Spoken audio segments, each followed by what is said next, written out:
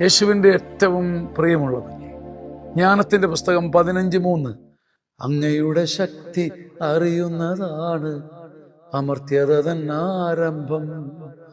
അങ്ങയുടെ ശക്തി അറിയുന്നതാണ് അമർത്യത തന്നാരംഭം. അങ്ങയുടെ ശക്തി അറിഞ്ഞു തുടങ്ങുന്നതാണ് അമർത്യതയുടെ.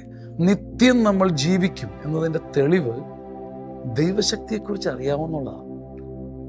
Do you know anything about the power of God?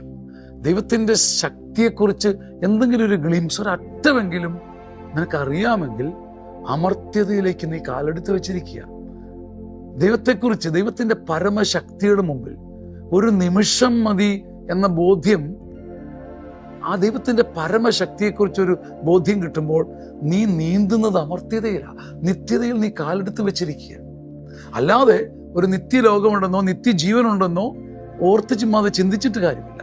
ദൈവശക്തി ഇന്ന് ഡേ ടു ഡേ ലൈഫിൽ, ഇന്ന് നീ ജീവിതത്തിൽ പ്രാരാബ്ധങ്ങളുടെയും ഭാരങ്ങളുടെയും നടുവിൽ നിൽക്കുമ്പം ദൈവശക്തി നിന്റെ മുമ്പിൽ ഇങ്ങനെ തീഗോളം പോലെ നീങ്ങുന്നത് കണ്ട് സംഘർഷങ്ങളിൽ പിടിച്ചു നിൽക്കുന്നവനാണ് നീയെങ്കിൽ ദൈവശക്തി അറിഞ്ഞ നീ അമർത്യതയുടെ ആരംഭത്തിലാണ്, നിത്യജീവനിലാണ് നീ കാൽ വെച്ചിരിക്കുന്നത്.